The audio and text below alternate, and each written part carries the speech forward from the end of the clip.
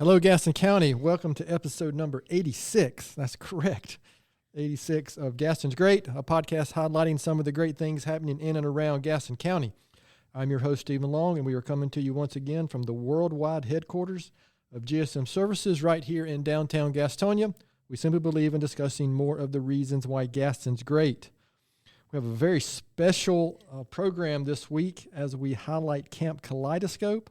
We have Sara Osborne with us today. Sara is the executive director of the Arc of Gaston County, which is the organization that puts on Kamp Kaleidoscope. And if you're interested, Sara was also on episode 78 when we were talking more holistically about the Arc of Gaston County. So if you want to get into more detail about the Arc, please go back and listen to that episode, because today we're going to really focus on Kamp Kaleidoscope. But Sara, it's great to have you on, and welcome back to the podcast. Thank you. Anytime. I love to be a part of this and absolutely. Just talk with y'all. So if you can, I'm going to ask you again. Tell us a little bit about yourself for somebody maybe who didn't hear the last episode, and then kind of briefly before we get into Kamp Kaleidoscope, maybe give a short version of what the Arc of Gaston County is, and then we'll really get deeper into Kamp Kaleidoscope. Sure. Sara Osborne. I have mostly grown up in the Southeast, between Northern Virginia and Atlanta, and kind of everywhere in between. Moved down to the Charlotte area with my former life in the banking industry, and my husband and I this June will celebrate our 25th wedding anniversary. He is a police officer with Gaston County. We have 3 kids. Sons are 21 and 18, daughter's 16. And even though the oldest 2 are in college, it feels like we're busier than we ever were when they were little. I do involved with Special Olympics. Our oldest son has Down syndrome, so we have gotten very involved in local organizations such as that. Volunteer with the Booster Club at Forest View High School, where my kids have gone and will be finishing up in a couple of years, but definitely stay active, very sports oriented, and that's me. Yeah, so we've had a lot of interaction over the years through United Way, yes. And then my kids have been through Forest View as well, right. and I've got one still there as well. That's right. And I guess one more year, and I will be empty nesting it here in a couple of years. So again, I appreciate you sharing that. So give us a quick rundown of the Arc of Gaston County, and then we'll jump right into the real details of Kamp Kaleidoscope. Sure. The ARC, first and foremost, we are an organization. We're a local chapter of the national nonprofit, and advocacy and awareness for people with developmental disabilities is who we serve. So for folks that aren't familiar, it's athletes that participate in Special Olympics have developmental disabilities, folks who have autism, Down syndrome, and a lot of things in between. So we focus on how can we help them to achieve success. That can be serving as an advocate, helping them get resources and programs linked up with them based on their need, which also can go into their family's needs. So you mentioned Kamp Kaleidoscope. That's unique to us. We also have financial assistance on a varying basis, and we do a Christmas. Sorry, Naomi. I just there we go. That didn't take long to. Okay. We don't edit things out here, no, Sara. That's we just roll with it. That's the best way to do it. But we also have a Christmas program called Operation Santa for adults with developmental disabilities, and it's the ARC is pretty much as long as you have a developmental disability diagnosis and you live in Gaston County and need some type of guidance and resource. How can we help get you going in the right direction? So that's pretty much what it comes down to. Okay, very good. So again, I appreciate that. And I'll just repeat, if you want to go hear more detailed about the ARC overall, please go back to episode number 78, where you can hear from Sara and a couple of her cohorts, I guess, that were on that episode. Yes. So let's go ahead and get into the details of Kamp Kaleidoscope. And that one reason we wanted to get you back, because I know that's a big initiative. Yes. And something that, is it fair to say that it's kind of getting back into swing after COVID? And so Yes. we felt it was a really good time to kind of get into detail, and there may be some listeners out here who aren't familiar with it. So what is it?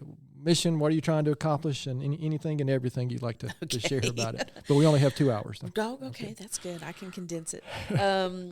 Well, I can tell you Kamp Kaleidoscope is a structured, specialized summer program, daily or day camp, for individuals who have developmental disabilities ages 7 and up.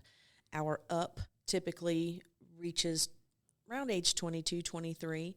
But again, it's trying to make sure that there are activities that address gross motor skills, fine motor skills,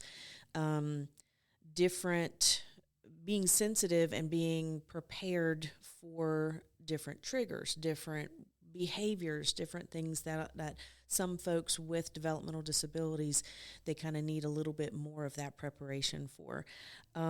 We have been very fortunate. We started in 2006. We knew it was a need in the community. There's a lot of options for people who don't have disabilities for summer camps. There's not hardly any for people with any kind of disability. And so obviously a need. We kind of kicked it off 1 day a week to see what the draw would be. The next summer we did 5 days a week from 10 to 2. So we really tested the waters to see, we know it's a need, but how can we meet it? Just like most nonprofits, we're responsible for all of our funding. So we don't get state and federal dollars, and so it's a matter of how can we use grant money, but meet the need as well. We have been very fortunate for the majority. This will be our 17th summer. Okay. So for about, I would say 14 of those summers, we've partnered with local churches. So it's been a nice collaborative effort for a need to meet with an organization who's going to provide everything. We just need the space. So we have partnered with St. Mark's Episcopal Church in downtown Gastonia for 10 years leading up to COVID. And last year started partnering with First ARP in Gastonia. Okay. They have a little bit more space. They have a gym, so it was a nice change of pace. But having that relationship with the faith-based community has also been a wonderful extension in the collaborative efforts that we have in our community. So almost or both times we had members on our board of directors who were members of those respective churches, and so it was a really nice segue into that partnership. We do the staff that we hire. Most are special education teachers in Gaston County schools, or they work with local provider agencies that they're typically a one-on-one service provider for an individual with a developmental disability. So we're very picky with people who want to work at Kamp Kaleidoscope, because you can have the biggest heart, you can have the best of intentions, but if you are not prepared, and I don't use the word trained because even as a mama of a 21-year-old, I'm not trained, but knowing that sometimes communication barriers are mistaken for behavior issues, and that's not the case. They're trying to communicate, but it comes out, just being aware and being equipped to work with individuals with developmental disabilities. And it's, I say sometimes it's like a checkers or a chess match. You have to be 4, 5, and 6 steps ahead of the next move to prepare, so that you're always, it's almost like they're moving pieces, but making sure that it's a safe and secure environment at the same time for everybody, but recognizing again that if there are certain behaviors, how to manage them, sure, right? Absolutely. And how to make it a successful time for everybody. So we do the best we can to have off-site opportunities, and another collaborative effort that we've made is through City Parks and Rec. So we touch base with them as soon as we know the dates that we've got going.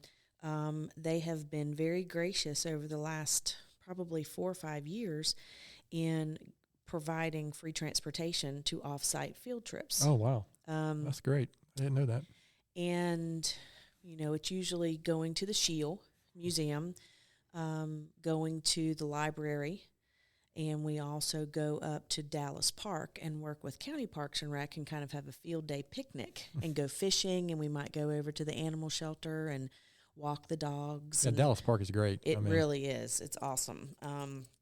And so, but that has, in especially in the nonprofit world, we try to approach it instead of this isn't working, how can we make it work?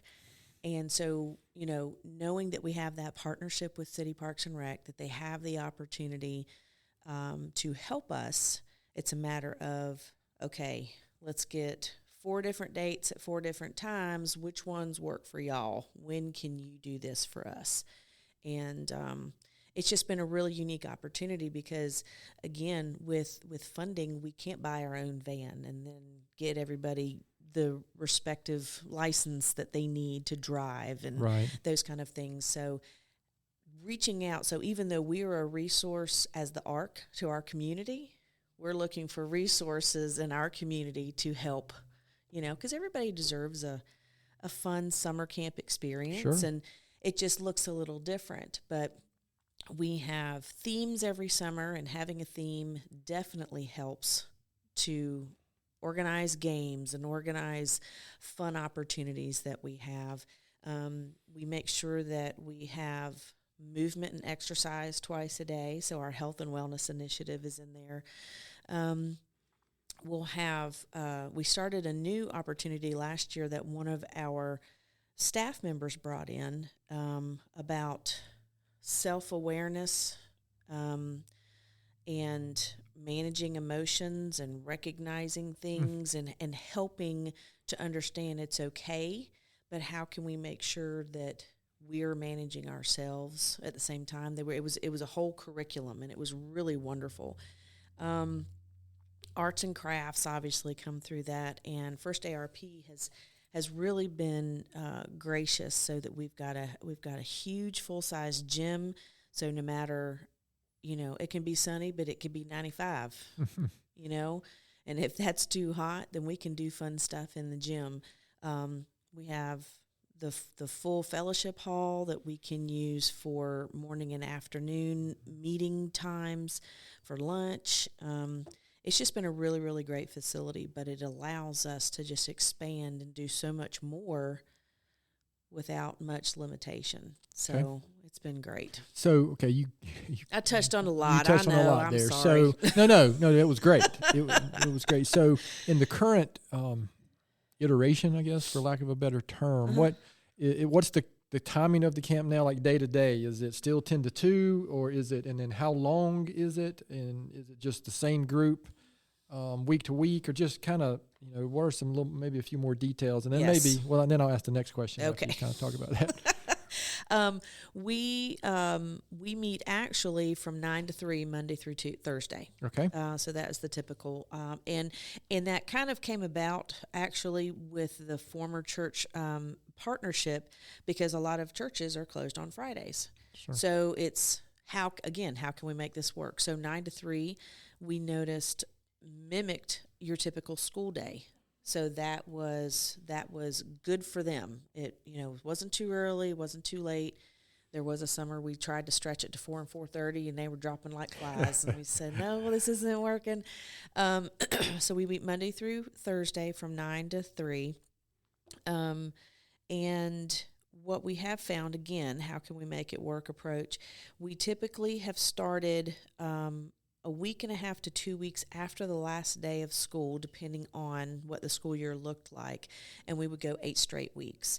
In recent years, we have modified it a little bit because a lot of folks, they're either going on vacation or they've made local plans around July 4th. So what we are doing now is the last 3 weeks of June, which is typically this year, I think it's the 12th, June 12th through the last Thursday. Then we have the week of the 4th off. Okay. And then when we come back, then it's the rest. So it's like 3 weeks break, 3 weeks. But it's everybody every day the whole summer. Okay. So it's the same group all 6 weeks or whatever. Yes. Okay. Mhm. All right. Very, very good. So, Yes. so you kind of touched on actually got pretty specific, but can you maybe describe not a typical day, but maybe pick one day out of the 6 weeks and just kind of take us from 9 to 3 o'clock. Okay. Does that make sense? Yes, absolutely. So in an average day, we staff will get there about 8:30. They will prepare, for the day. One of our biggest things that if we can't have the right staff and we don't have the numbers, then we wouldn't offer it, because it's not just, Gotcha. hey, let's get together. So we maintain a 4-to-1 ratio, staff or campers to staff. We never exceed that. So we make sure that we have strategically laid out everybody. We do a check-in. Ooh, I did it that both time. of us now. I know. See, There we go. I hold Thank my you. pen, so I'm not all. Thank you. Thank you for not being the only one. I wanted to make sure of that. But everybody gets checked in, and so we make sure we have eyes on everybody at all the time. So we get them checked in. They usually start coming in about a little before 9, about 10 till 9. We have access to the refrigerator and microwave, so that we can heat up, we can refrigerate, we can have everything that we need. And they have kind of just activities, different activities that we have there to do until everybody gets there. We make sure that we organize everybody and that everyone is covered, so to speak, with restroom breaks, with, some need help, some don't. Some ask when they apply or when they fill out the application, my child is not potty trained. Is that an issue? Because it is for some places, and no, it's not. Mm-hmm. We have had one camper who was fascinated by the back of the toilet and was so strong that on the tank lid that he broke it. So now, working with his family, we just get the giant zip ties. And we, you make it work. Absolutely. So we have kind of a morning together time. We do the restroom break. We have a movement activity that we typically do. Sometimes it's yoga. Sometimes it's a fun guided video that we've used. Then we go right into the morning lesson. And so we try to break up whatever that theme of that lesson is for the day, in the morning and the afternoon. So because they do well when they break it up in like 30 to 40 minute increments. So we'll do a lesson, we do crafts, we give free time, we get ready for lunch. We'll go have more gym time. So it's pretty much, pretty regimented. Pretty regimented during the day. And the thing about it is everybody works well on a structure. Everybody works well on a routine. And when our campers know what to expect, it's good for everybody. But it's also good for the mental preparation of all the staff, too. They kind of know who's doing what and where, and we have that laid out as well. It's not like, okay, who's taking trash today? Who's doing bathroom, who's teaching the lesson. So they're really great at mapping all of that out. And whenever we do go on a field trip, they will meet us, obviously, at the church. Okay. Sometimes they take us, drop us off, but then they come back and get us. Sometimes they stay. It just depends on what they've got going on that day. And on those days, there are other organizations in the community that like to come and volunteer. And so, again, we're picky about that because it's as a mom, I'm picky. Oh, sure. I'm going to make sure that you're not on your phone the whole time and then my kid's gone and he's gone, whatever. So, so it's a full day, and we tell families when we do the orientation and have the camper handbook, it's a good thing if you don't hear from us. Gotcha. Yeah. Right? No news is good news kind of thing. We'll only call or talk to you if we need help, if there's an injury. Otherwise, things are going great. And we understand that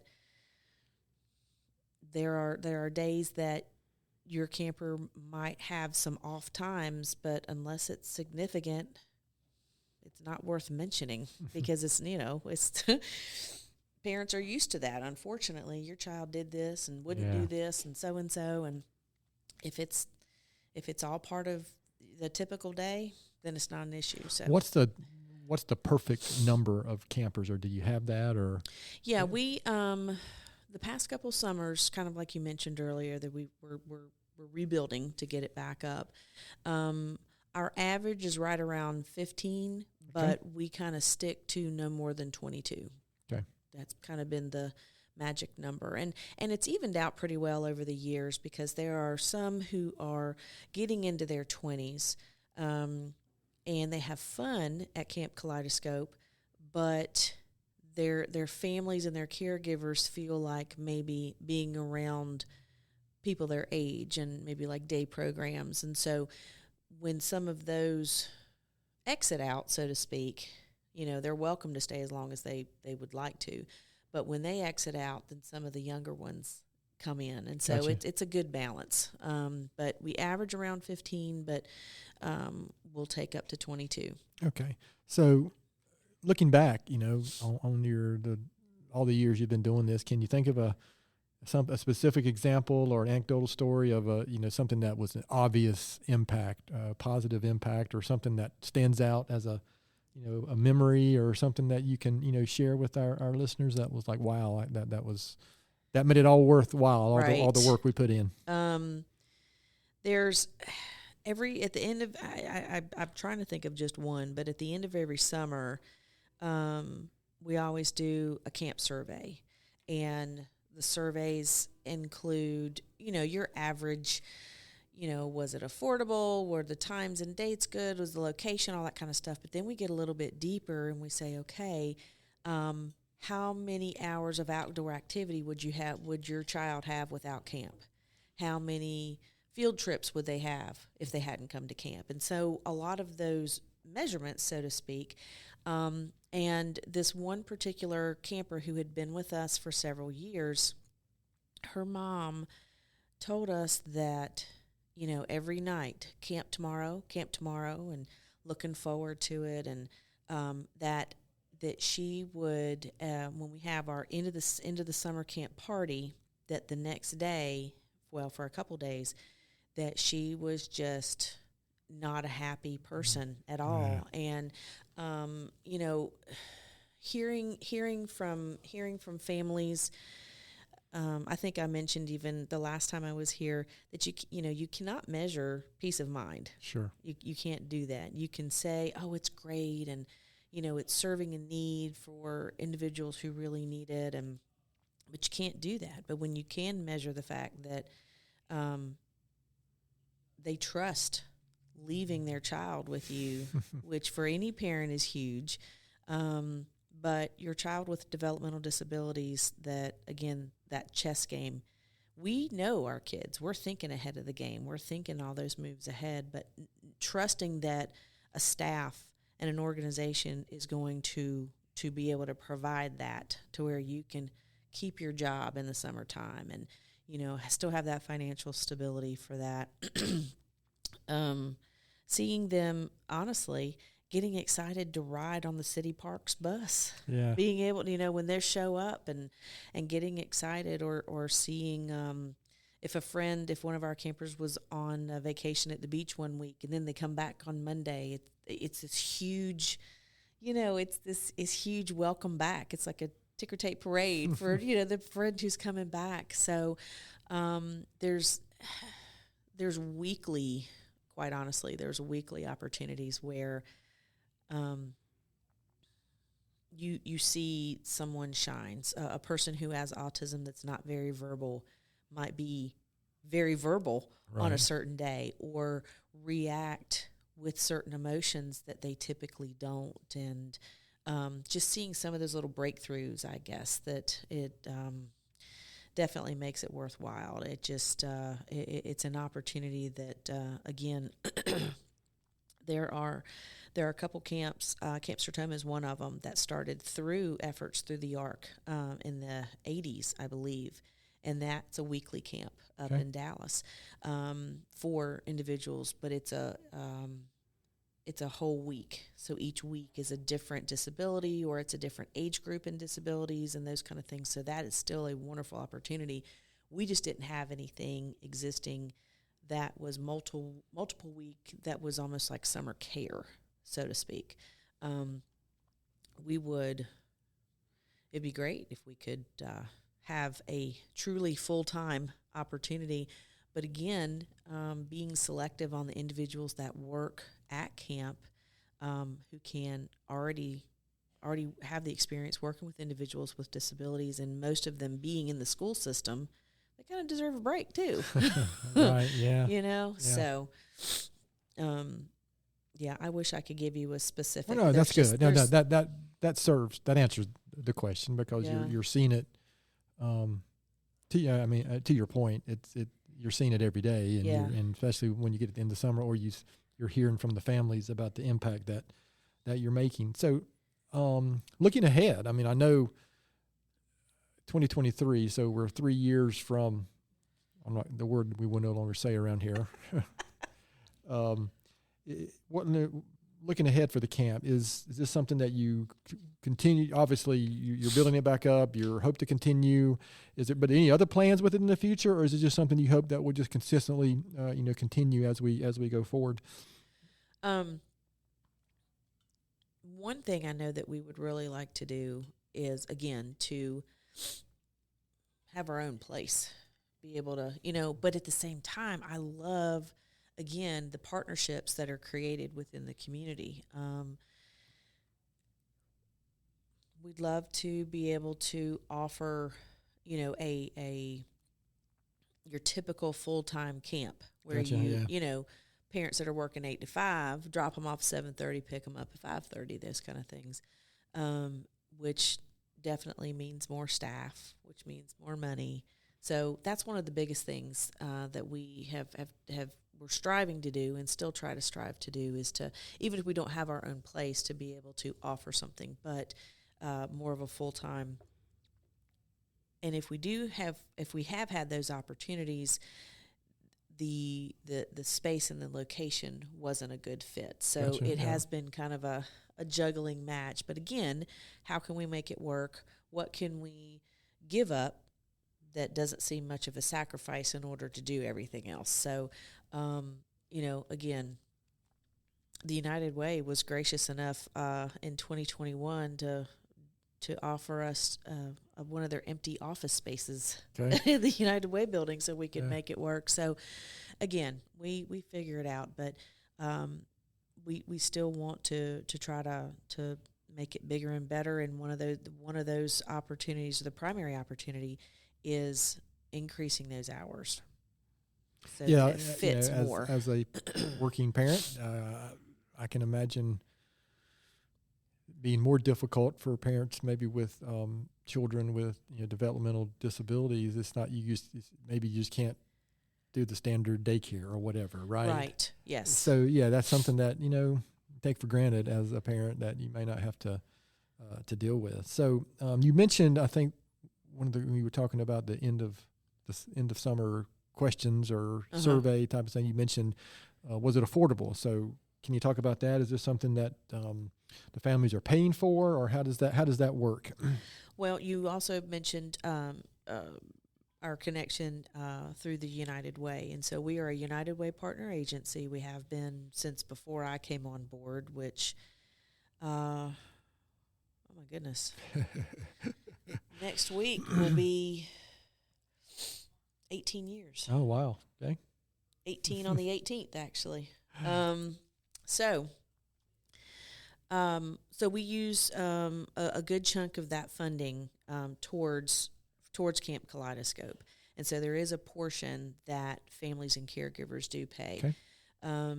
We do what we can to work with them. There's a few opportunities for financial assistance that we can provide with scholarships, but there's other ones in the community that also they can help out with.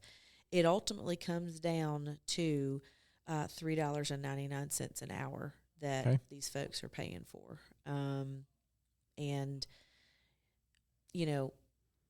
we still have to pay our staff. Sure. And we try to make it as affordable as possible. But when you're getting less than $25 a day for 6 hours of structured care, we keep it as low as we possibly can, because it's definitely not a moneymaker. Oh, sure. Absolutely. To be able, because honestly, probably right around 93% of our camp budget is for our staff. Yeah. And we can only pay our staff $10 to $12 an hour. And there are times where, even last summer, we had 2 staff that had that were gone for vacation the whole week, and so I filled in. And my word, no, we got to pay these people more. So, it just having, and so we continued to seek other grant opportunities. We're looking at trying to offer some kind of, or a variety of sponsorship opportunities this year. Hey, we have a camp shirt we have a camp staff shirt for every staff. So our colors are royal and yellow, bright yellow. So staff wears the royal blue shirt and it has camp staff on it. And the campers have a yellow shirt with the royal letters. So they're opposite, so that they can wear them anytime, but we have to wear them on field trips. So we're thinking about just, typical opportunities to be on the a sponsorship on the shirt, and say, it costs this much per week to do crafts. It costs this much to do this. And so we're trying to figure out other opportunities to let folks be a part of it. But everyone who is a donor, is a sponsor, is involved with the ARC in any way, the last day of camp, when we do our end of camp summer party, we invite. Okay, that's good. Come and see. Yeah. Because a lot of time, because we don't have that space, and you can't just show up to church and say, "Hey, let me see what's going on at camp." And not that we don't have to hide, but that's not our facility. So we try to work with that. But again, whether they're getting scholarships. I actually had one mom say, here's the registration, here's the application. How can I pay this? I'm like, ever how you can. If you want to do every other week, $100, if Yeah. So there's no specific way. It's just ever how you can get it covered. And there's going to be opportunities and situations where, case by case, if a family needs an extra week, if they need, as long as they're honest and they're telling me, and they're not just, I'll pay you. Yeah, I'll pay you. Because again, having to pay these awesome staff that we have. So, sure. Yeah. So is there, going into this summer, is there any specific needs that you currently have, or maybe there's a listener out there who might be moved to help or volunteer, or again, I don't know. I mean, I did spend some time on the website just kind of glancing at. I saw some of the dates and what's coming up, but right. Yeah, any specific needs that you have going into the camp this summer? I'm going to finalize everything tomorrow, but we actually have an intern that's going to join us this summer from UNCG. She is double majoring in kinesiology and Parks and Recreation, but focus is therapeutic recreation. Oh, okay. So we're looking to get some gently used or even newer type fun equipment, some type of exercise equipment. Doesn't necessarily have to be, hand or not handbells, barbells, dumbbells, like the handheld yeah. the little ones, like the pound or 2 pound or whatever. Right? Are they dumbbells? Yeah. Okay. Handbells are at church. Okay. Correct. Those are good too. Yeah, they are. But just different kind of exercise, fun exercise things, because it's going to be therapeutic. So you figure, folks who might not be able to run well They can still walk well. You know, what are the modifications that they're going to need? You know, you think about even exercise at city, you know, the senior classes, you know, or the golden age classes, and they can still exercise even if they're sitting down. So a lot of the therapeutic recreation is going to be modified. So, you know, from balls to maybe exercise mats to use. So we're really, now that we've got someone that this is what she's studying, this is what she wants to do, we really want to, you know, enhance that part. So I would honestly say all kinds of exercise equipment. They could even be Nerf balls. They can, you know, all kinds of things that we're looking at. So she's gonna give me a lot more ideas when I talk to her tomorrow. But yeah, that's probably one of the, and then, you know, coloring books and crayons and markers and Gotcha. things that are just busy work while we're getting things going, puzzles. Yeah. Okay, well, good. Well, listen, that's maybe I'm sure there are some listeners out there who are going to be moved to help. And of course, before we finish, we'll make sure all of our listeners know how to get in touch with you guys. Sure. If there's anything like that somebody wants to get involved or help. Okay. So before we move on to some of these other questions that I know you're excited about, is there anything I haven't asked? Anything you'd like to share specifically? Again, before we finish, we'll make sure our listeners know how to get more information. Right. You know, I can't honestly, I can't think of anything else. You know, the fact that it is our 17th year, it is exclusive to our ARC chapter, and that it's, you know, that it's an option for folks. It's sometimes again the hours that we've been kind of limited to have not been, maybe not fit for those that are working the 8 to 5, but just, you know, just making sure that it's available and it's out there for families to that it's there for them to consider, so that we're, you know, Danny's he's 21, but he could still come to camp if he wanted to come to camp. So, absolutely. You know, it's something that we're very proud of.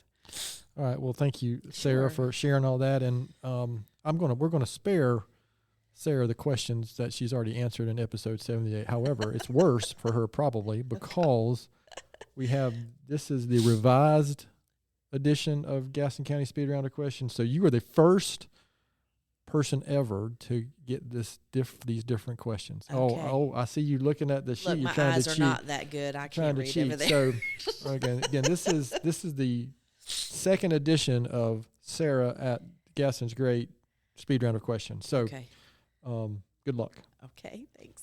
Favorite movie? Oh. Goodness, there's so many. For the record, we usually share these questions beforehand, ahead of time, but we didn't this time, so she's really on the spot. I am. Favorite movie, Steel Magnolias. Ugh. This is a similar question to the before. I think before we asked, you know, something very few people know about you. I think it was a softball. It was. But this time though, it's like, do you have any hobbies? Anything you do when you're not saving the world at the Arc of Gaston County or at Forest View? Yeah. I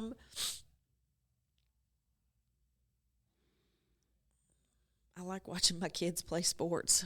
Oh, that's good. Actually, I agree. Yeah, my daughter's a soccer player at Forest View. Yes, and quite honestly, I was telling somebody the other day, we grew up with it, my brother and I don't have to know anybody playing in a baseball or softball game to sit there and watch it. I just enjoy watching. How about favorite vacation spot? Oh, St. Augustine, Florida. Ooh, that's good. That's a good one. Yes. Favorite memory as a child?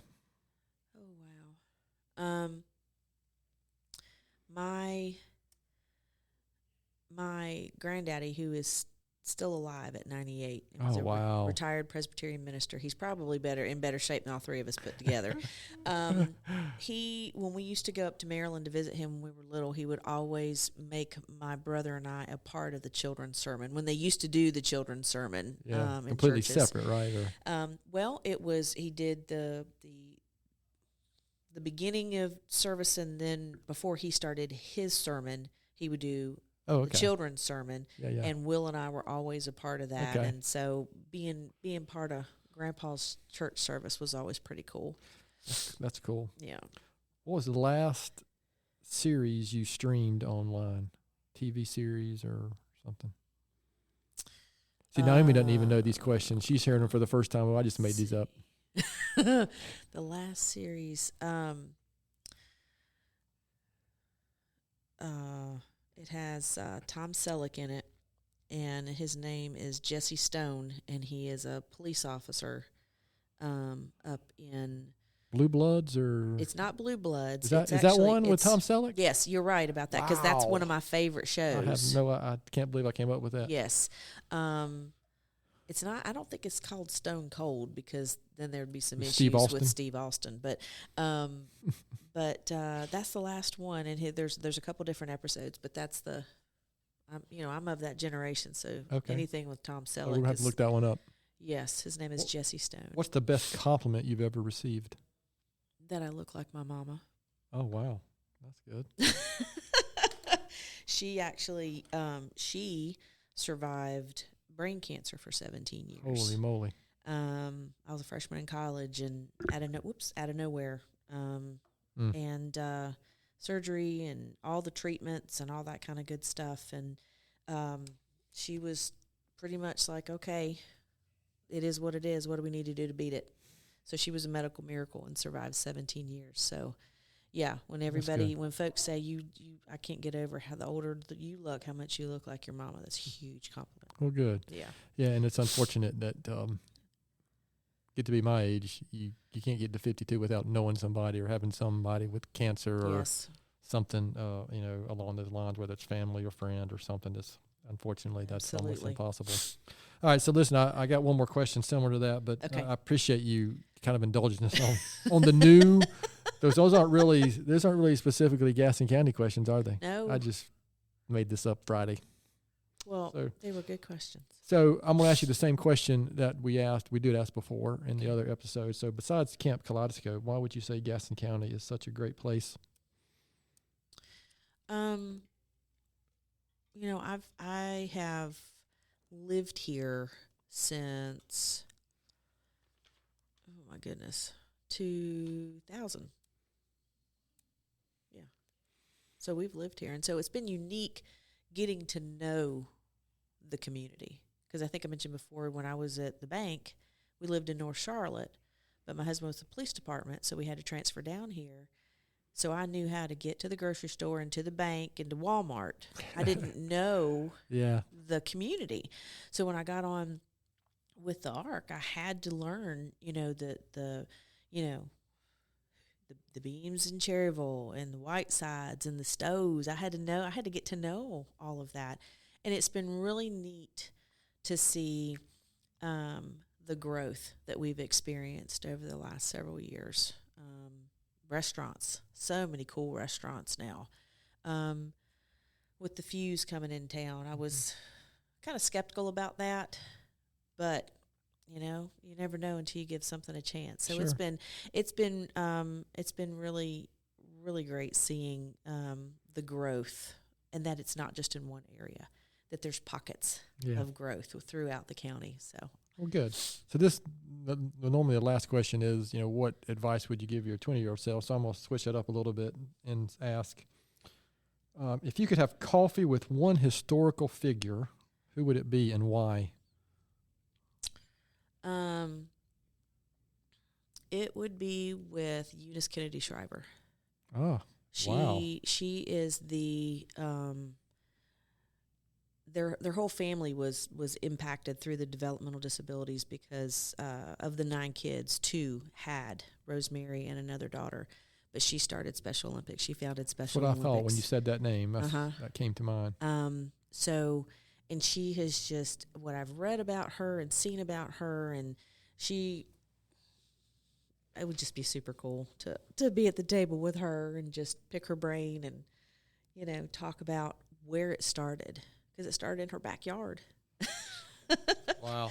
Yeah, and we actually had, I just was looking up when we had Special Olympics on here local. It was episode 58. So if you want to hear a little bit about Special Olympics here locally, please check that episode out. So again, thanks for indulging this question. That's a terrific answer, and of course obviously relates right to what we're talking about today. So again, the main point is we want to bring awareness to Kamp Kaleidoscope and the work you are doing. So where can listeners go to learn more about the camp, donate, get involved? When is the camp? I think I saw online there's an application online potentially. So just anything and everything that you can share there. So you can go straight to our website, which is www.gastoncountyarc, and that is arc.org. When we put the tabs up, you can see a tab specifically for Kamp Kaleidoscope, so you can click right on that. There is a flyer about the summer, so that gives a little bit of information about what we do, or contact information, the cost, the deadlines, but it also gives some of the parent quotes and the caregiver quotes of what they've had to say. Like you mentioned, the application, so there's a link for all of these. There's a link for the flyer, there's a link for the application, there's a link for the staff application, and there's also a gallery. I've made sure that there's a gallery on there so folks can get an idea about what camp looks like.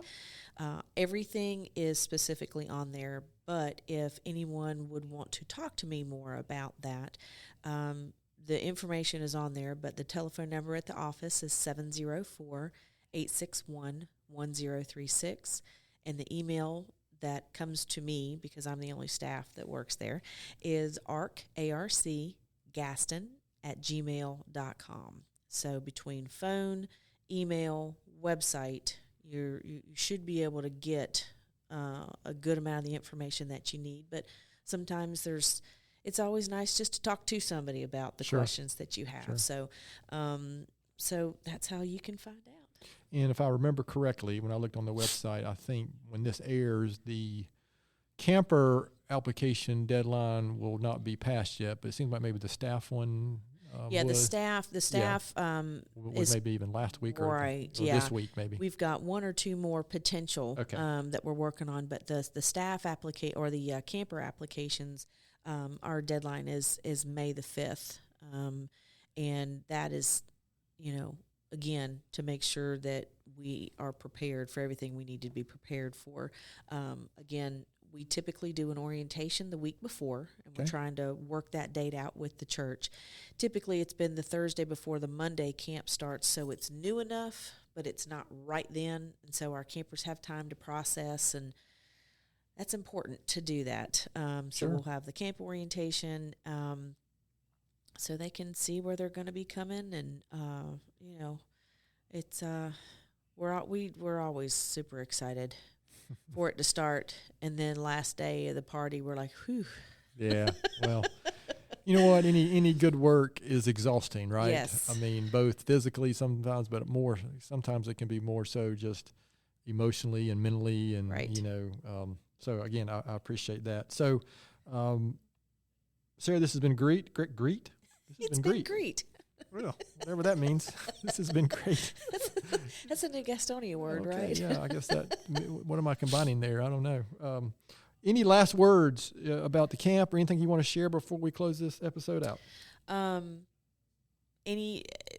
No question is a bad question. If anybody has any information that they would like to request, if they'd like to get involved, if they'd like to donate, like I said, 93% of our camp budget goes into our staff, and we're looking to try to pay them more, because I know they certainly deserve it. Yeah, I get it, absolutely. But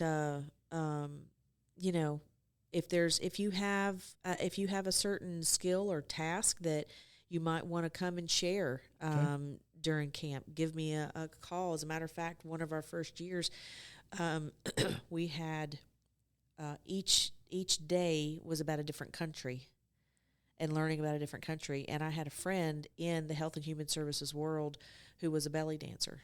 Oh, wow. And so she came very tastefully, but we made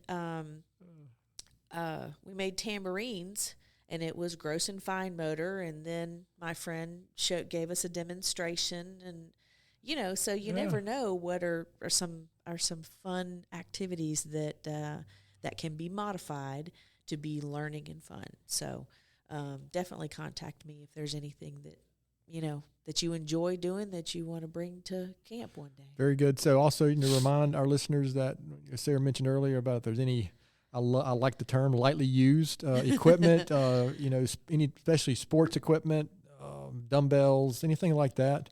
I'm sure there's some people out there that could donate them. And so just, again, if you're out there, please take note of that. So again, Sarah, I appreciate, as I mentioned on episode 70, I just appreciate the work you're doing. And I know with my involvement with United Way, I've seen firsthand everything, the stuff that you're involved with. And you know what, frankly, outside of the Arc as well, I've seen the work you put in, say, for Forest View. I mean, you're touching a lot of kids there as well. Thank you. And I know sometimes that's probably more time and more how can I put it, more involved maybe even than what you might do some days at the Arc. So again, I appreciate it. So sure. I typically have a book or podcast recommendation to finish up with, and I actually don't have one this week. Naomi, I've got to get on my game. But I do have a quote or thought that I'm going to finish with, and this is of course it's on the internet. It must be true. So this is a Chinese proverb that I happened to come across on something I was reading, but it states, if you want happiness for an hour, take a nap. If you want happiness for a day, go fishing. If you want happiness for a year, inherit a fortune. If you want happiness for a lifetime, help someone else. So I felt like, knowing Sarah and the work that her and her organization do, I felt that was appropriate, because I do believe that on a day-to-day basis, that is what Sarah and her organization are doing. They are helping others, and that's kind of at the root of what we're trying to share here on the podcast here, are individuals and organizations like Sarah's who are doing some good work here in Gaston County. And so go back and listen to all these episodes after listening to the news or getting on social media. It might make you feel better about what's really going on in the world, not what you hear or see otherwise. So again, to our listeners, as always, we sure appreciate you taking the time to listen to today's episode. Please continue to spread the word if you can, about the podcast, and please don't hesitate to contact us here at our email address at podcast@gastonsgreat.com. We're always looking for suggestions for future podcast topics and guests. You can find the podcast and subscribe at the website, gastonsgreat.com, or anywhere you listen to podcasts. And please follow us on all our social media platforms. And apparently, according to Naomi, a good 5-star rating will help get the podcast noticed. Thanks again to Sarah for being our guest today. Gaston's Great is produced and brought to you by Naomi Hunt and Amy Anderson from GSM Services, and edited here locally by the Sumner Group. I'm your host, Stephen Long. Thanks again for hanging out with us, and please keep coming back to hear more reasons why Gaston's great.